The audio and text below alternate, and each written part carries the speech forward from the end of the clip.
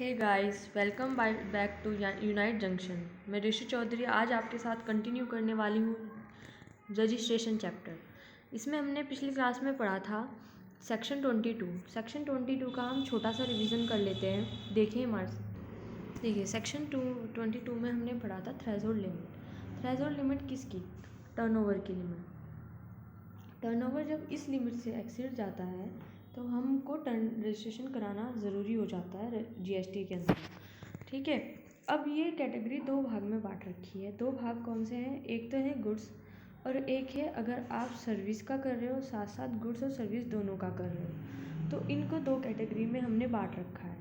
ठीक है, अब गुड्स को हमने तीन कैटेगरी में बांटा। फिर आगे 10 लाख, 20 लाख और 40 लाख। उन्होंने कहा कि 10 लाख टर्नओवर से एक्सीड होने पर आपको रजिस्ट्रेशन कराना पड़ेगा।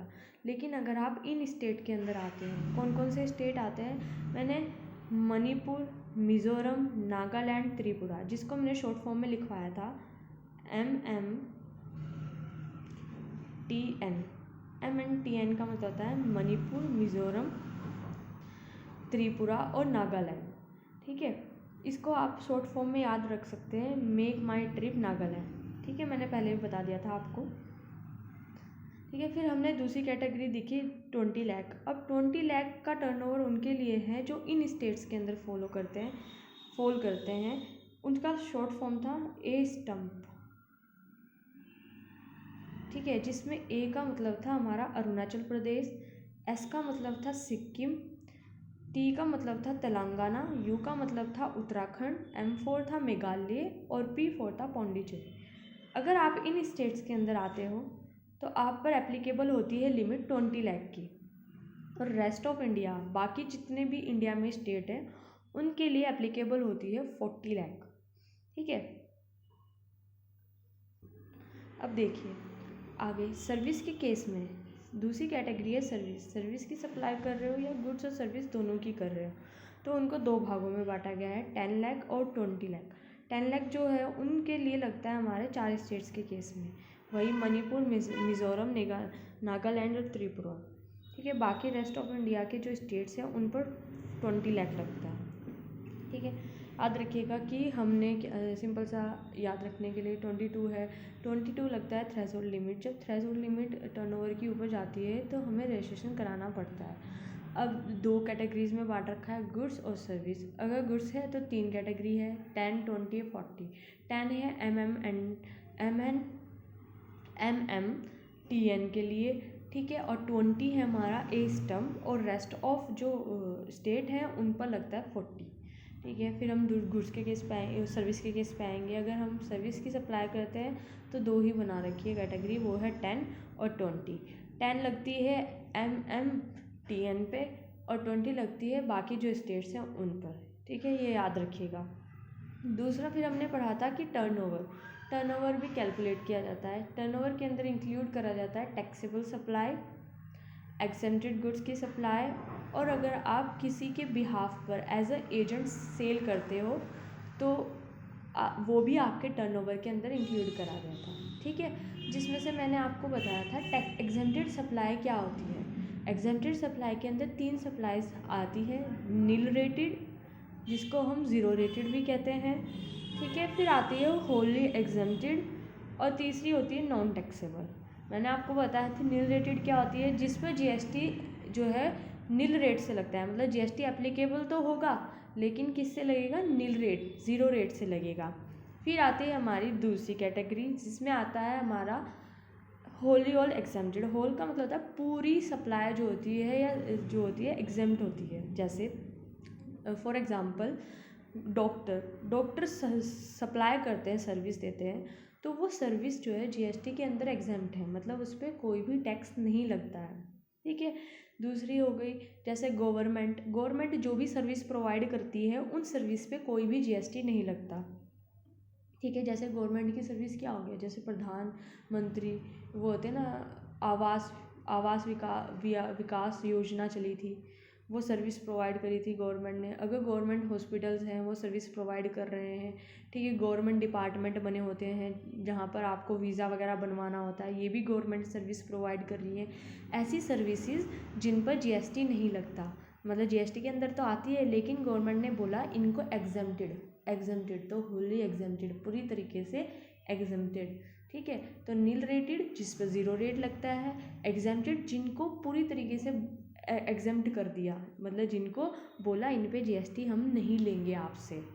ठीक है, क्योंकि ये बेसिक सर्विसेज होती हैं जो गवर्नमेंट और डॉक्टर वगैरह पे करते हैं, कुछ सर्विसेज और होती हैं, अगर इन पे टैक्स लेंगे तो एक आम आदमी पर बहुत तगड़ा बर्डन आ जाएगा। ठीक है, तो इनसे टैक्स को हटा रखा है। ठीक है, टैक्स को हटा रखा है, जिससे क्या होगा, वो सर्विसेज कम पैसों में ही आपको अवेलेबल हो जाती है, टैक्स लगते ही उसकी वैल्यू बढ़ जाती है।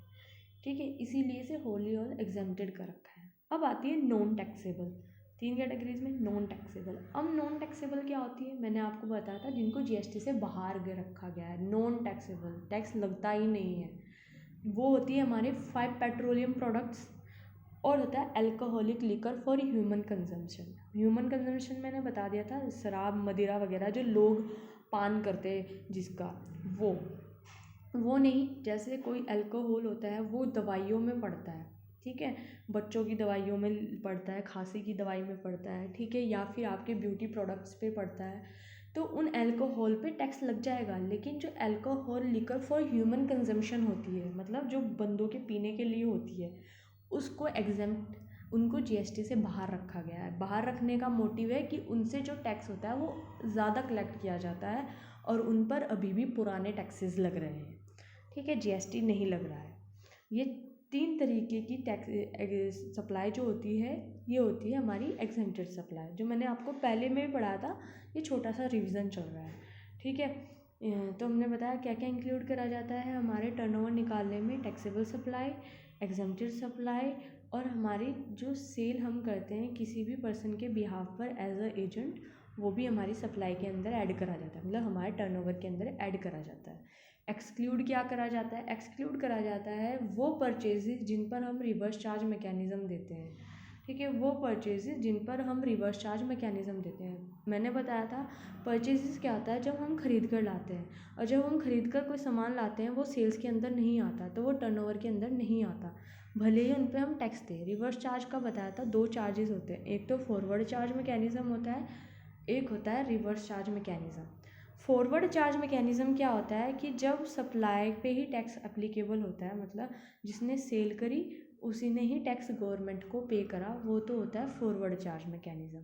रिवर्स चार्ज मैकेनिज़्म होता है जहाँ पर टैक्स एप्लीकेबल तो सप्लायर पर हो रहा है, लेकिन पे कौन कर रहा है, गवर्नमेंट को, हमारा रेसिपिएंट, बायर, तो वो होता है रिवर्स चार्ज मैकेनिज़्म। उल्टा, रिवर्स मतलब होता है उल्टा, जो किस पर लग रहा है, बायर पर लग रहा है। ठीक है, तो हम एक्सक्लूड करके चलते हैं वो परचेजेस जिन पर भले ही रिवर्स चार्ज मैकेनिज़्म लग रहा हो। दूसरा CGST, SGST, IGST, UTGST और कंपनसेशन सेस। ठीक है, ये हमारा रीजन हो गया है सेक्शन 22 जो हमने पिछली क्लास में पढ़ा था। अब आज हम नेक्स्ट में जो पढ़ने वाले हैं वो है हमारा सेक्शन 23 और 24 ही करेंगे, क्योंकि मैं नहीं चाहती ज़्यादा लंबी वीडियो हो, छोटी छोटी वीडियोज़ हो, और जिससे आपको भी आसानी हो देखने में भी, सुनने में भी, और बोर ना हो ज़्यादा जल्दी आप। ठीक है, तो अब सेक्शन 23 क्या बताता है, देखो सेक्शन 23 कहता है नॉट लाइबल फॉर रजिस्ट्रेशन, जहाँ पर आपको रजिस्ट्रेशन कराना ज़रूरी नहीं होता जीएसटी के अंदर। 2 पर्सन ऐसे हैं जिनको जीएसटी के अंदर रजिस्ट्रेशन नहीं कराना होता, जो ये बोला गया है जो supply of goods and services करते हैं या बोथ करते हैं, उन चीज़ों की सप्लाई करते हैं जो जीएसटी के अंदर एग्जम्प्ट रखी गई है। मैंने बताया जैसे आप डॉक्टर हो, आप डॉक्टर की सप्लाई सर्विस दे रहे हो, तो आपको जीएसटी के अंदर रजिस्ट्रेशन कराना ज़रूरी नहीं है, क्योंकि आपसे तो हमें जीएसटी कलेक्ट ही नहीं करना, क्योंकि आपकी सर्विस जो है वो एग्जम्प्ट कर रखी हुई है। ठीक है, तो इनके लिए जो गुड्स और सर्विस, ऐसी सर्विसेज सप्लाई करते हैं जिन पर कोई टैक्स नहीं है, फुली एग्जम्प्ट होती है, उनको रजिस्ट्रेशन कराना ज़रूरी नहीं होता। ठीक है, जीएसटी के अंदर भले ही इनकी सप्लाई 1 करोड़ हो, 2 करोड़ हो, 3 करोड़ हो, 4 करोड़ हो, 5 करोड़ हो, करोड़ों से भी ऊपर हो, तब भी इनको रजिस्ट्रेशन कराना नहीं होता। ठीक है, दूसरा कौन सा है, दूसरा है एग्रीकल्चरिस्ट।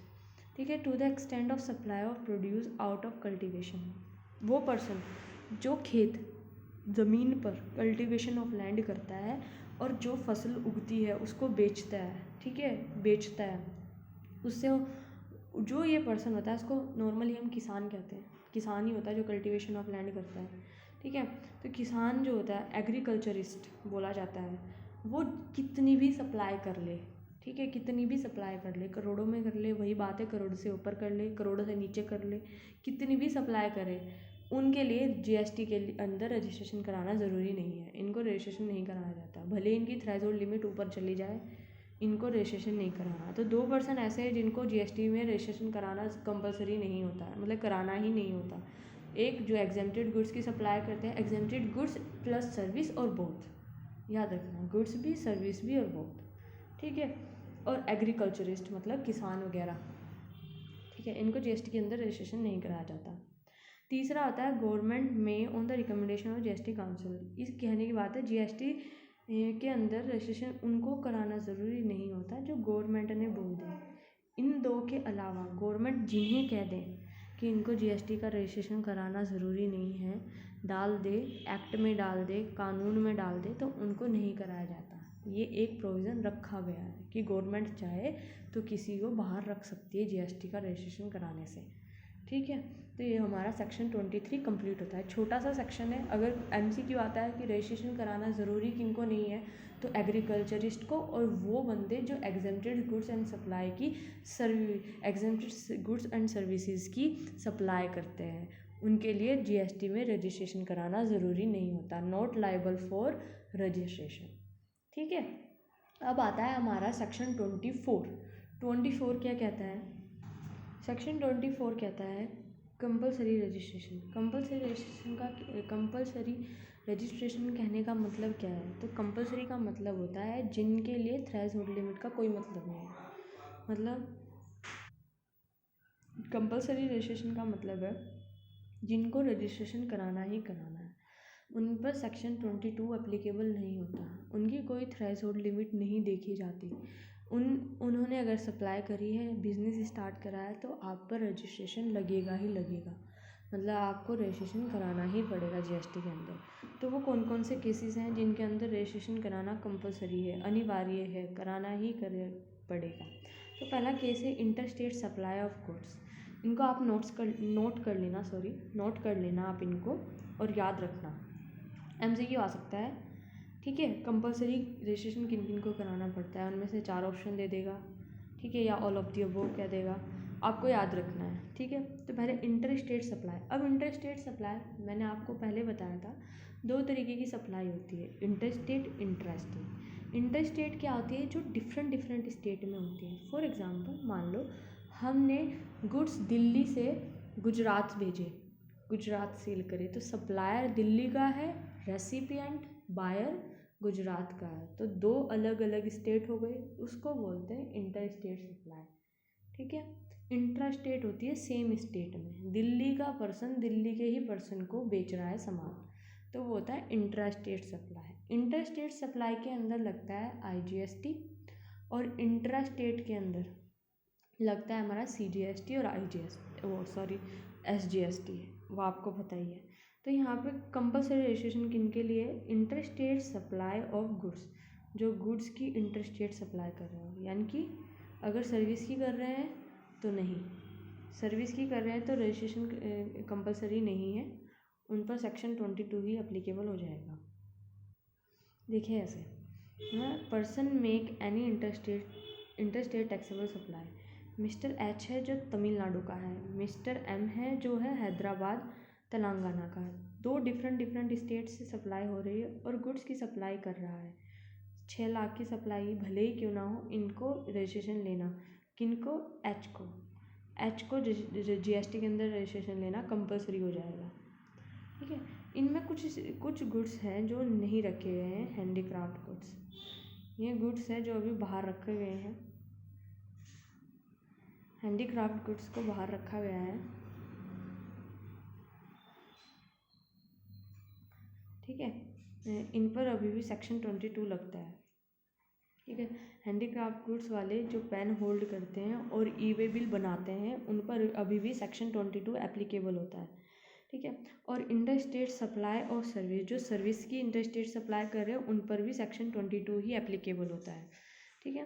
गुड्स 22 एप्लीकेबल मतलब थ्रेशोल्ड लिमिट एप्लीकेबल होती है, लेकिन जो इंटर स्टेट गुड्स की सप्लाई कर रहे हैं उन पर कोई थ्रेशोल्ड लिमिट नहीं है, उनको कंपलसरी रजिस्ट्रेशन कराना पड़ेगा।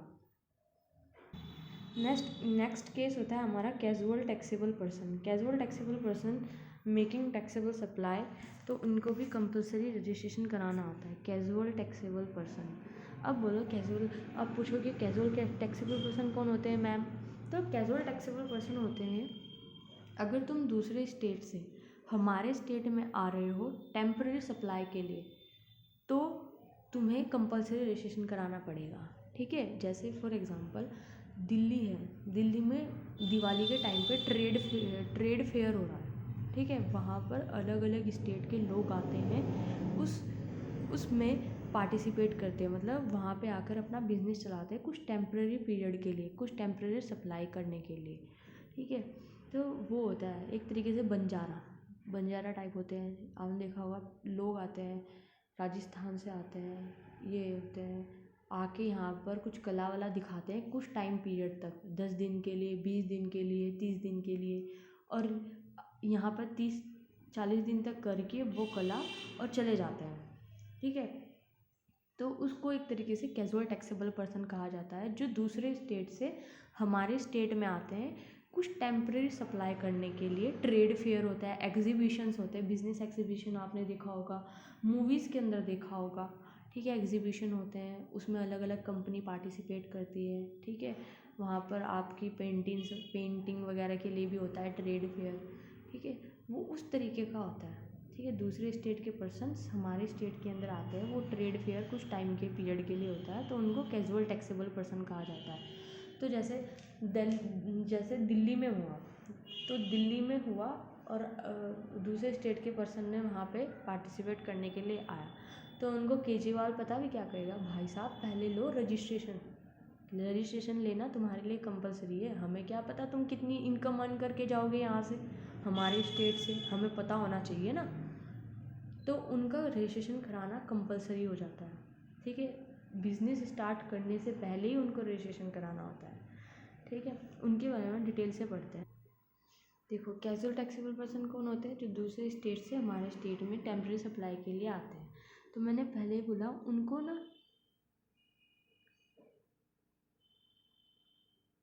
उनको रिक्वायर होता है रजिस्ट्रेशन लेना under special category 5 days prior to the undertaking business start करने से पहले 5 दिन पहले उनका रजिस्ट्रेशन हो जाना चाहिए जीएसटी के अंदर। वही केजरीवाल कहेगा भाई साहब पहले लो रजिस्ट्रेशन, तभी तो पता चलेगा आप कितना अर्न कर रहे हो हमारे यहाँ से, ठीक है। तभी तो उस पर जीएसटी लगेगा, आप करके बिजनेस रफाओगे, हमें क्या पता।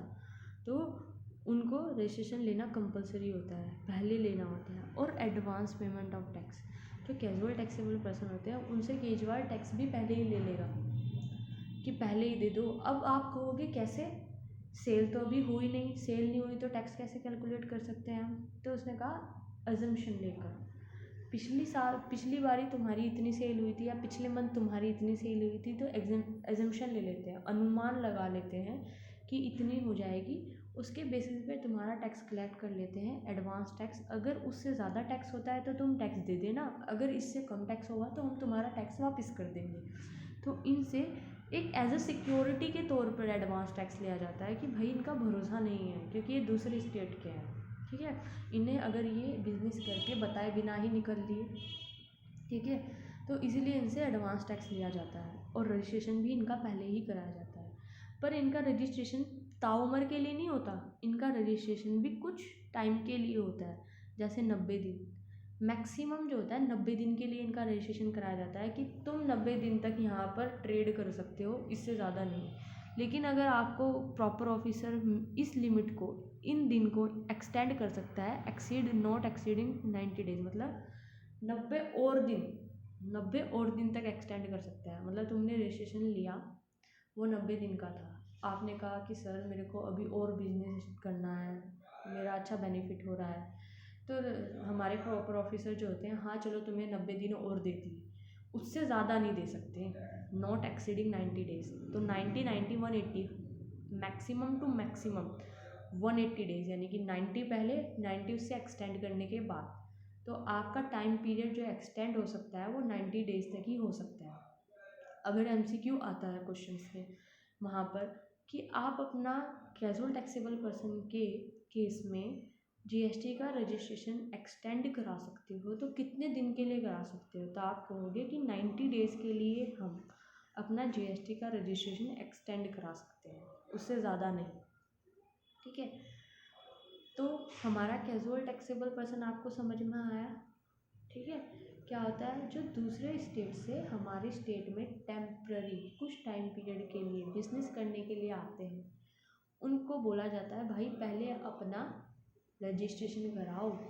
5 दिन पहले उनका रजिस्ट्रेशन होना ज़रूरी होता है जहाँ से उन्होंने बिजनेस स्टार्ट करा। ठीक है, इनका रजिस्ट्रेशन हो गया, इनसे टैक्स भी एडवांस में ले लिया जाता है और इनका वैलिडेशन ऑफ रजिस्ट्रेशन 90 डेज़ के लिए होता है। अगर ये रिक्वेस्ट करे तो 90 दिन और बढ़ा दिए जाते हैं।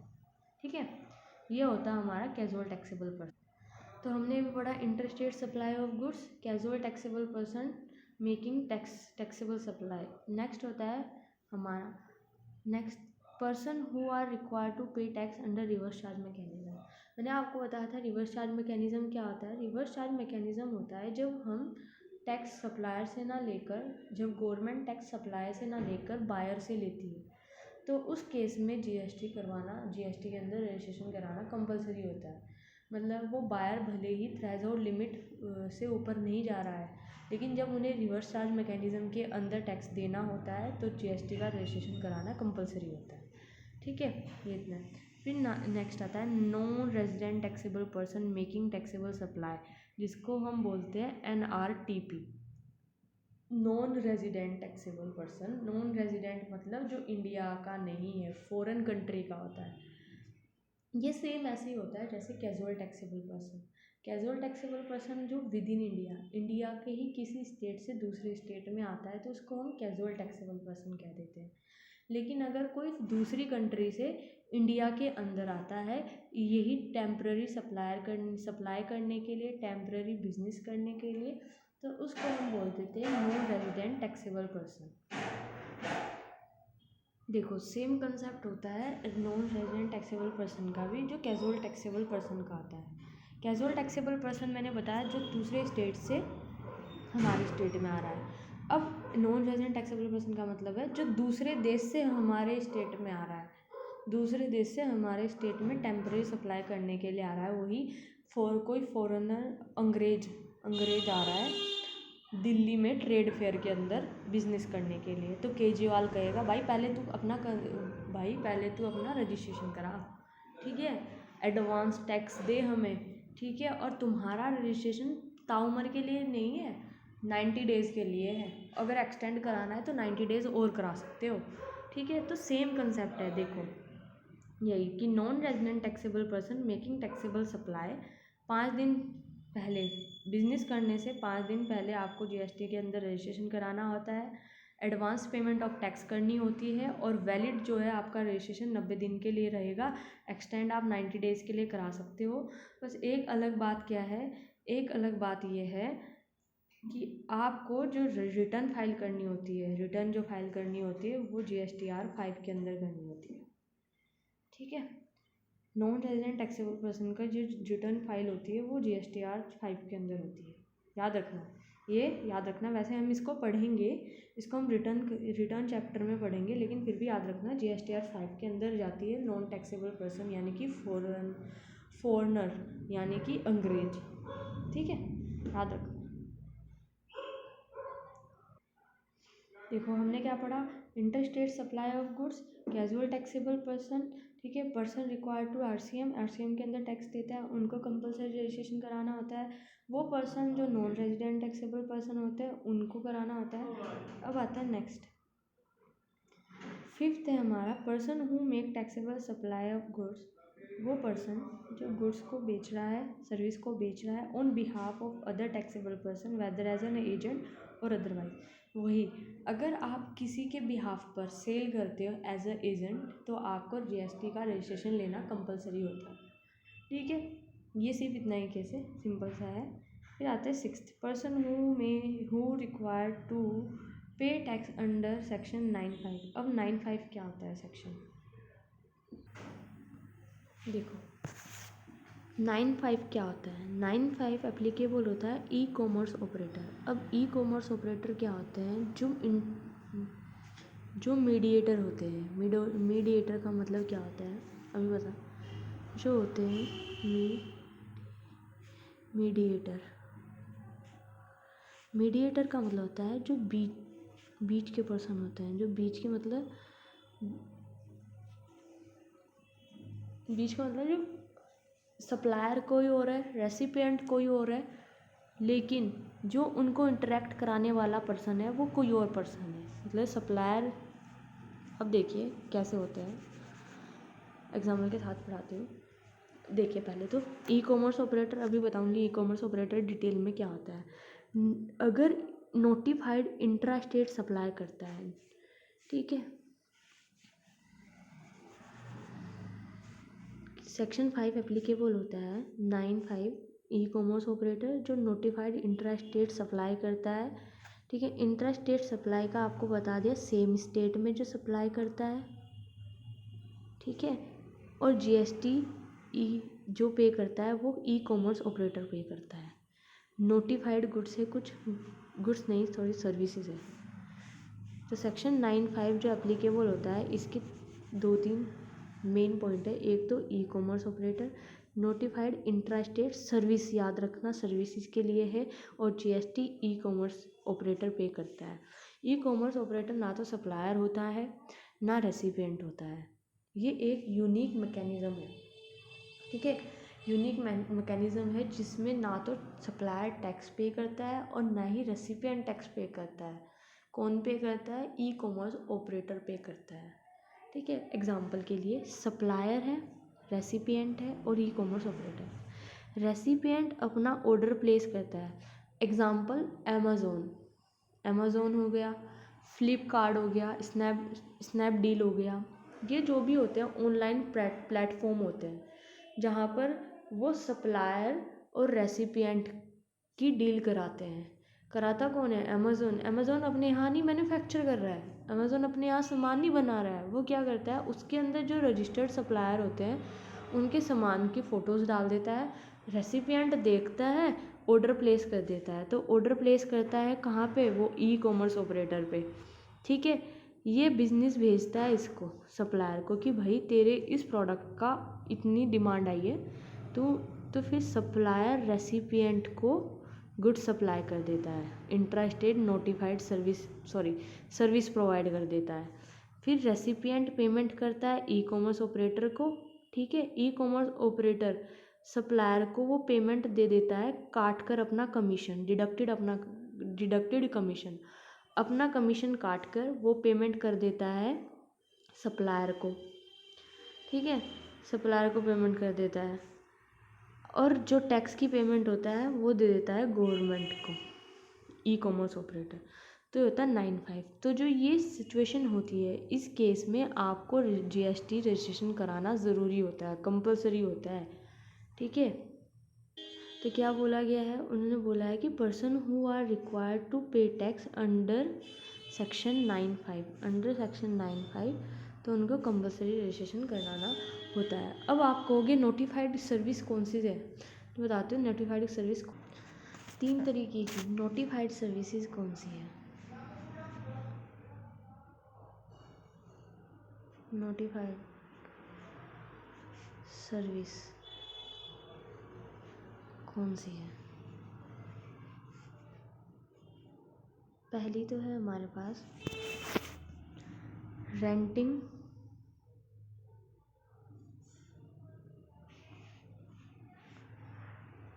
Immovable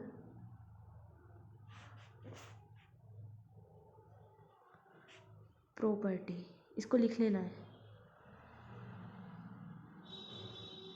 immovable property. दूसरी है हमारे पास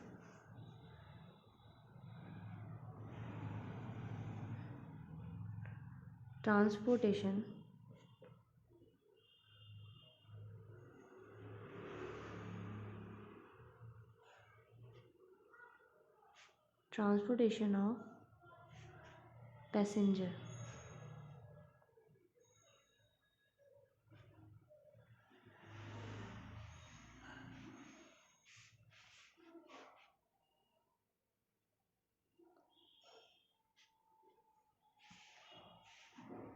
और तीसरी है हमारे पास हाउस होल्ड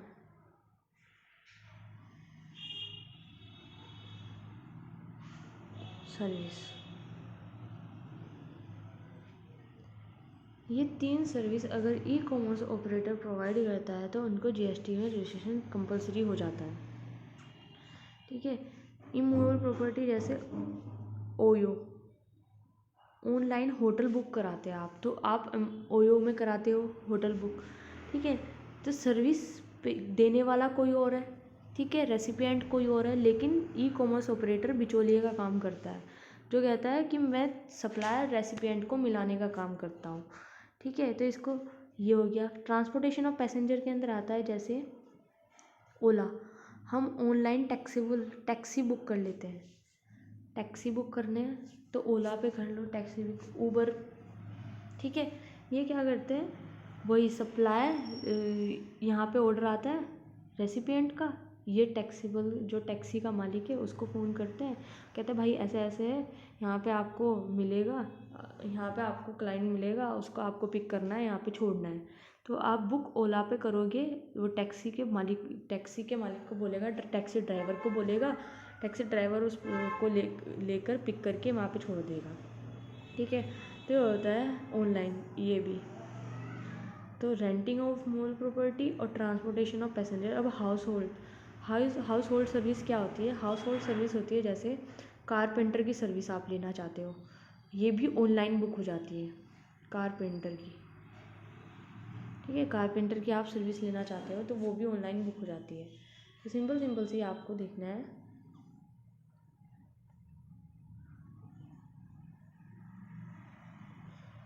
तीन तरीके की नोटिफाइड सर्विसेज है। एक तो होती है renting immovable property, transportation of passenger की सर्विस और हाउस होल्ड की सर्विस।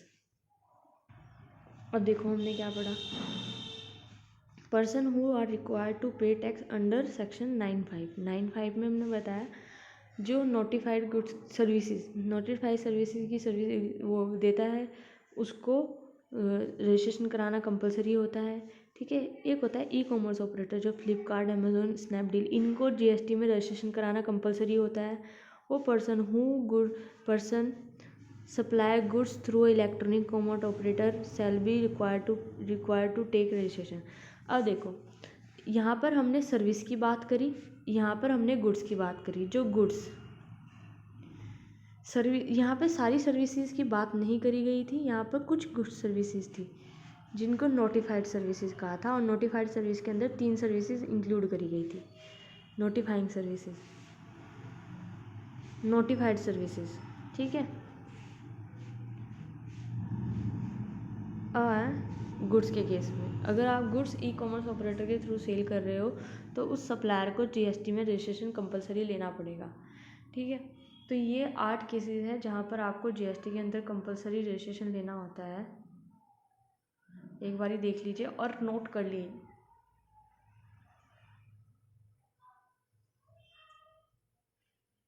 देखो, interstate supply of goods, casual taxable person making taxable supply, person who are required to take tax under reverse charge mechanism, resident person. ठीक है। Person जो दूसरे के behalf पर सेल करता है, ठीक है, एज अ एजेंट या अदर पर्सन। ठीक है। वो पर्सन जो सेक्शन 9(5) के अंदर आता है और नोटिफाइड सर्विसेज की सर्विस प्रोवाइड करता है, उनको जीएसटी के अंदर रजिस्ट्रेशन लेना कंपलसरी होता है। ठीक है। ई कॉमर्स ऑपरेटर को जीएसटी में रजिस्ट्रेशन लेना कंपलसरी होता है। ठीक है। और वो पर्सन जो ई कॉमर्स ऑपरेटर के थ्रू गुड्स को बेच रहा है उनको भी रजिस्ट्रेशन लेना ज़रूरी होता है। तो ये 8 है जिनको जीएसटी के अंदर रजिस्ट्रेशन लेना कंपलसरी होता है और मैंने आपको डिटेल में बता दिया है। ठीक है। थोड़ा थोड़ा ऊपर ऊपर समझा दिया, जिससे छोटा मोटा MCQ उनके अंदर से अगर आए तो आपको दिक्कत ना हो कोई भी। अब हम नेक्स्ट क्लास में पढ़ेंगे अपना सेक्शन 25। सेक्शन 22 के अंदर हमने पढ़ा कि थ्रेशोल्ड लिमिट होने पर, ऊपर होने पर हमें GST में रजिस्ट्रेशन कराना होता है।